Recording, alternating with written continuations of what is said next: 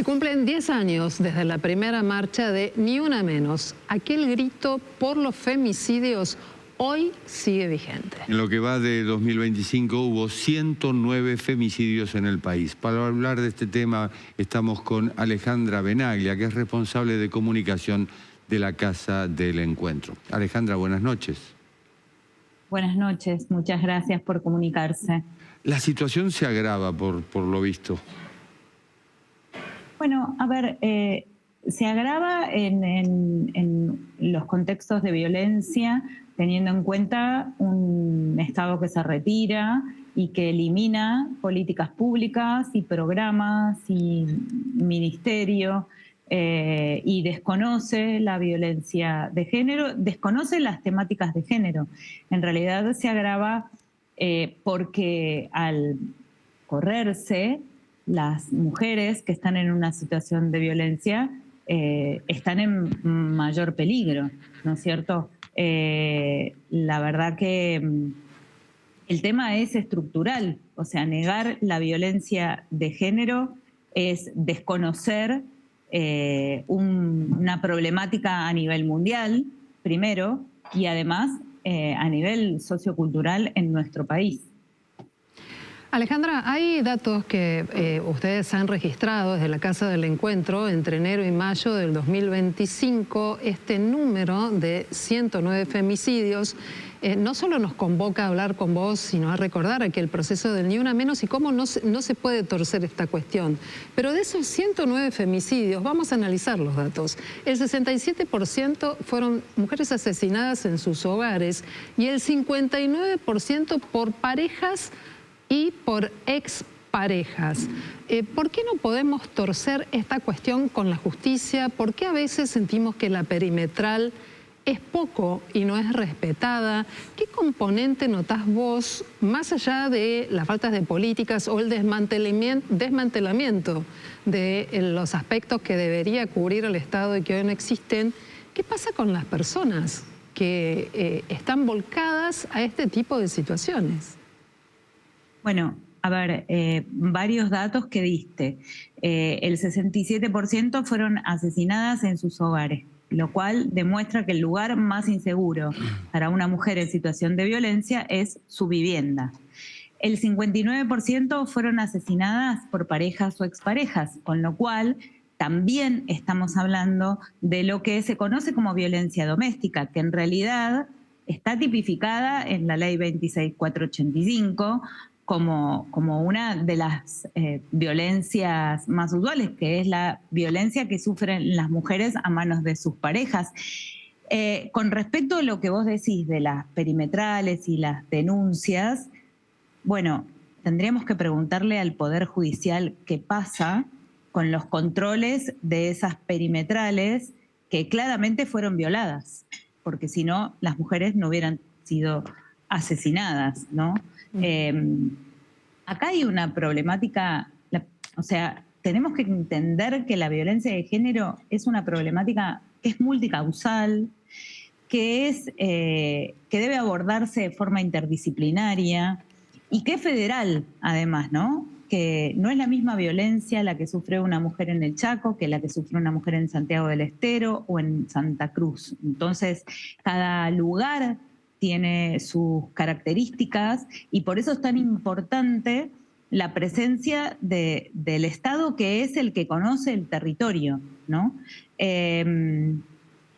¿Por qué no podemos terminar con esto? Bueno, yo te diría que es imprescindible trabajar continuamente en la prevención, porque claramente todas estas mujeres han sufrido violencias previas antes de la violencia más extrema, que es el femicidio, que no fue atendida, que no fue escuchada, que no se animó a denunciar, entonces nunca se enteró, que su tejido sociocultural cercano, familiar, no supo contenerla, o que ella misma no supo contar lo que le pasaba, ¿no? En las familias hay varones, y ¿qué pasa en esas familias en las que tal vez se advierten conductas violentas, Y sin embargo parece que o no se actúa o se mira para otro lado, y más allá de la situación de prevención y de denuncia, ¿qué pasa con esos varones que llegan a cometer actos no solo de violencia, sino luego el posterior femicidio? Bueno, por eso es tan importante trabajar en la prevención, trabajar con los varones violentos, que no son todos los varones. Obvio, obvio. O sea, hablamos de los varones violentos, ¿no? Porque siempre recibimos como un ataque hacia los movimientos de mujeres o los feminismos, esto de que ustedes odian a los varones. No, nosotras no odiamos a los varones. Nosotros hablamos siempre de los varones violentos, de los varones agresores, que por suerte no son todos los varones. Hay que trabajar mucho en la educación, ¿no es cierto? Y en la educación sociocultural. Y además es importante entender que esto es algo que nos puede pasar a cualquiera, que le puede pasar a nuestra vecina, a la mamá del jardín, que le puede pasar a nuestra hermana o nuestra amiga. Entonces es importante involucrarse, ¿no? Involucrarse significa hacerle saber a esa mujer que no tiene la culpa de la violencia que está viviendo, que no está sola, que puede acercarse, que tiene una red de contención. ¿Por qué? Porque en realidad el ciclo de la violencia, una de las partes importantes que tiene es el aislamiento, ¿no? Ese varón agresor aísla a la mujer de sus amistades, de su familia, ¿no? Porque es una manera de mayor dominación. Claro. ¿Cierto? Entonces esa mujer termina creyendo que tiene la culpa de lo que le está pasando, le da vergüenza, ¿cómo voy a contar esto, lo que me pasa? No tengo a dónde irme, no tengo trabajo, tengo una dependencia económica, ¿cómo voy a mantener a mis hijos? O sea, son muchas las aristas que hay que evaluar, ¿no es cierto? Pero el trabajo, tanto desde el Estado como desde los medios de comunicación, como desde las capacitaciones y desde la educación, es fundamental justamente para que los varones entiendan que no hay una supremacía masculina por sobre la femenina. Nadie es más que nadie. Ahora, Alejandra, te interrumpo para preguntarte algo. Hay una pretensión del gobierno de eliminar la figura de femicidio, es decir, es ir a contramano de todo esto que estás predicando en este momento. Bueno, absolutamente. Y en realidad lo grave son los argumentos, ¿no? Que hablan de que ninguna muerte es más que otra. Y en realidad, claramente acá hay la figura de femicidio, que no figura como tal en el Código Penal, sino que es una agravante, ¿no? Que es el agravante por violencia de género, igual que existen los agravantes por si vos matás a un policía o por vínculo, ¿no? Hay un montón de agravantes en el Código Penal en relación a los asesinatos. Este agravante que se incorpora en el Código Penal en 2012 y que tiene una pena de cadena perpetua, lo que hace es marcar una diferencia justamente estructural en los asesinatos de mujeres por razones de género, que no son todos los asesinatos. Si una mujer muere en un contexto de robo, o por mala praxis, o por otros motivos, no es femicidio. Femicidio es cuando media la violencia de género. Y en esto, yo le diría al ministro de Justicia, que es el que dijo que todos los asesinatos son iguales, que en realidad tendría que mirar a nivel mundial. Es verdad que hay más varones asesinados que mujeres, pero los varones son asesinados por otros varones.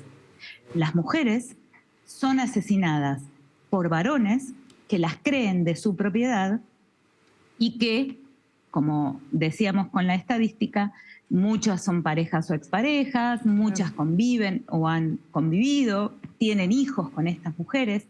Esa es la diferencia. Acá estamos hablando de una violencia que tiene que ver con el género y ser mujer. Alejandra, además de recordar la existencia de la línea 144, una de las alternativas donde recurrir frente a los casos de violencia de género, y hablando de las tareas de prevención, nos gustaría que podamos establecer un perfil, un patrón, qué elementos tener en cuenta frente a un hombre violento que puede cometer hechos de violencia hasta llegar hasta el femicidio. ¿Cuáles son esas señales de alarma o de alerta? Bueno, las señales respecto de las mujeres que están en una situación de violencia tienen que ver con varias cosas. Los celos, el aislarlas de su contexto, el no permitirles salir a trabajar, el controlarles todo lo que hacen, la vestimenta, las amigas y demás. Eso es violencia, ¿no? Y las mujeres tienen que darse cuenta de que eso es violencia. A veces no son conscientes de lo que están viviendo.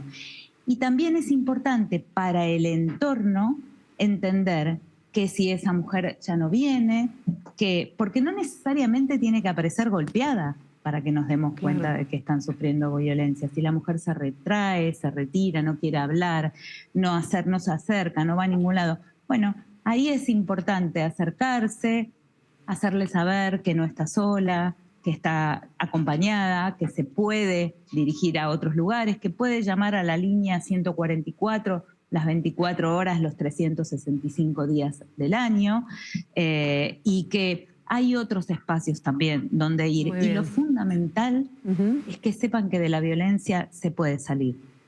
Muy bien. ¿Cierto? Sí, nos damos cuenta de esto, porque si no el mensaje queda con que si sufrís violencia de género vas a ser víctima de femicidio, y no es así. Siempre hay una alternativa, siempre hay una alternativa. La línea 144, la mirada del otro, tener un lugar donde pueda ser recibida y escuchada. Alejandra Venaglia, a 10 años del Ni Una Menos, te agradecemos mucho esta posibilidad de poner el foco no solamente en los casos, sino cómo prevenir más casos y cómo encontrar una salida y una alternativa. Muchísimas gracias y buenas noches. Muchísimas gracias a ustedes. Y bueno, mañana nos encontramos en las calles a las 4 de la tarde. Gracias.